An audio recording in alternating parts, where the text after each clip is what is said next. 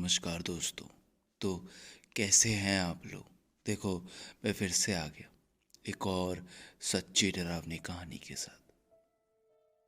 Ottawa. Ottawa Canada का capital है। कहने को तो बहुत पॉपुलेटेड और काफ़ी मॉडर्न प्लेस है, मगर किसने कहा कि मॉडर्न है तो हॉन्टेड नहीं है। यहाँ तक कि आधे से ज़्यादा हॉन्टेड इंसिडेंट्स इन्हीं मॉडर्न प्लेसेस में होती है। जॉन, जो कि ओटावा, जो कि कनाडा का कैपिटल है, वहाँ पे रहते हैं।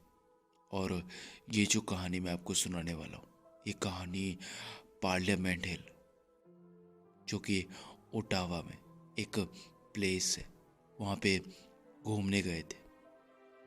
और उसके कुछ समय बाद जो उनके साथ इंसिडेंट हुआ, आज उनकी कहानी हम सब सुनेंगे। 29 फरवरी 2017 उन्होंने पार्लियामेंट के पास एक होटल बुक किया था, जो कि था $25 पर नाइट। दोस्तों, ये प्राइस उनके लिए काफ़ी फीसेबल था, इसीलिए उन्होंने बिना किसी सोच विचार के उन्होंने वो होटल बुक कर लिया।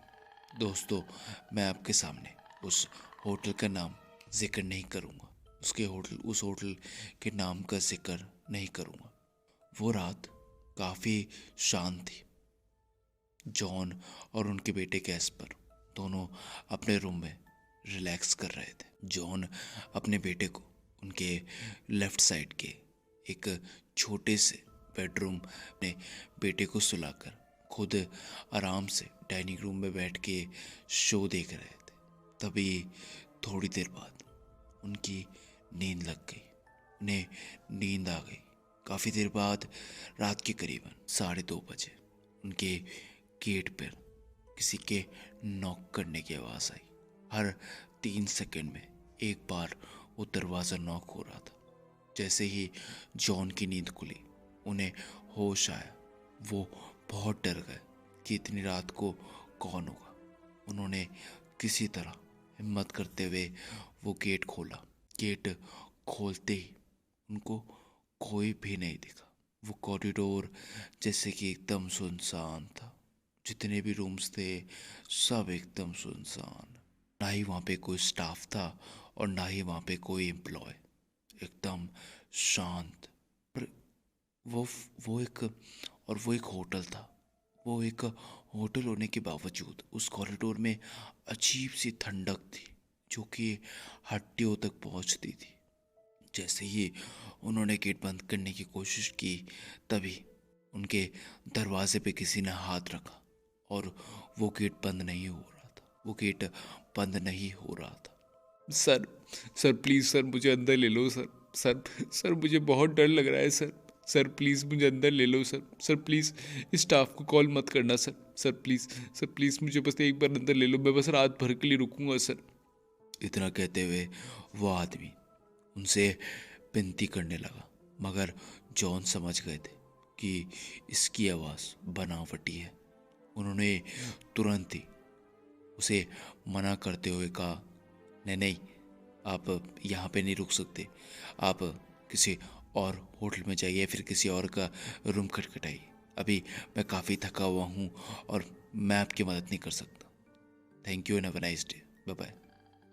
इतना कहते हुए जैसे वो दरवाज़ा बंद करने लग गए, वो आदमी और ताकत से दरवाज़ा रोकने लगा। जॉन समझ चुके थे कि अब ये टाइम बात करने का नहीं है। उन्होंने दम से दरवाज़ा बंद करने की कोशिश की और तभी दरवाज़ा बंद हो गया। थोड़ी देर बाद उनका बेटा दौड़ते हुए अपने कमरे से आया। अरे, तुम अभी तक जगे हुए हो? मैं तो तुम्हें अभी सुला के आया था। तुम्हें एक बार कहा जाए ना, दूसरी बार मेरे को, तुम्हें पता है कि मुझे दूसरी बार कहना ऐसी बातें पसंद नहीं है। मगर पापा, पापा मेरी खिड़की पे एक आदमी आया हुआ है। वो आदमी खटखटा कर मुझे विनती कर रहा है कि बेटा मुझे मुझे अंदर आने दो प्लीज़। मैं तुम्हारा बहुत अच्छा दोस्त बनूंगा, प्लीज़। बोलो पापा, क्या मैं गेट खोल दूँ? क्या मैं खिड़की खोल दूँ पापा? क्या? वो आदमी वहाँ पे भी आ गया। वो चलो मेरे साथ। हम दोनों रूम में गए, मगर वहाँ पे कोई भी नहीं था। क्या होता अगर कैस्पर की खोल देता?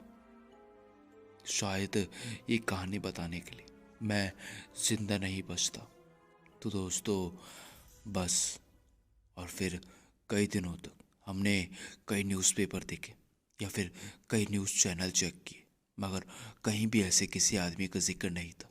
यहाँ तक कि होटल में इतने हाई सिक्योरिटी के बावजूद कैसे वो आदमी मेरे घुसा, और कैसे उसने मेरे दिमाग पे इतना काबू कर लिया कि उसके होने के बावजूद मैंने किसी स्टाफ को कॉल नहीं किया, और किसी ने भी उस आदमी को वहाँ पे आते या जाते हुए नहीं देखा। यहाँ तक कि सिक्योरिटी कैमरास पे भी उसका कोई क्लू नहीं था।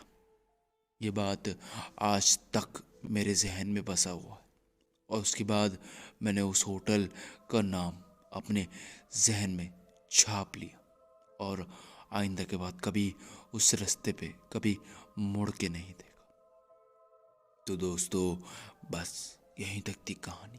तो दोस्तों अगर आपको ये कहानी अच्छी लगी और मेरी कहानी सुन के आपको थोड़ा सा भी डर लगा, दोस्तों मेरे चैनल को सब्सक्राइब करिए और आने वाले नए हॉरर स्टोरीज के लिए नोटिफिकेशन का बेल प्रेस कर दीजिए, ताकि जब भी हमारी कोई नई हॉरर स्टोरी आए then will be the first one to get notified.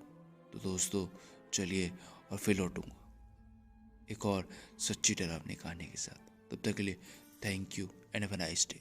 Bye bye.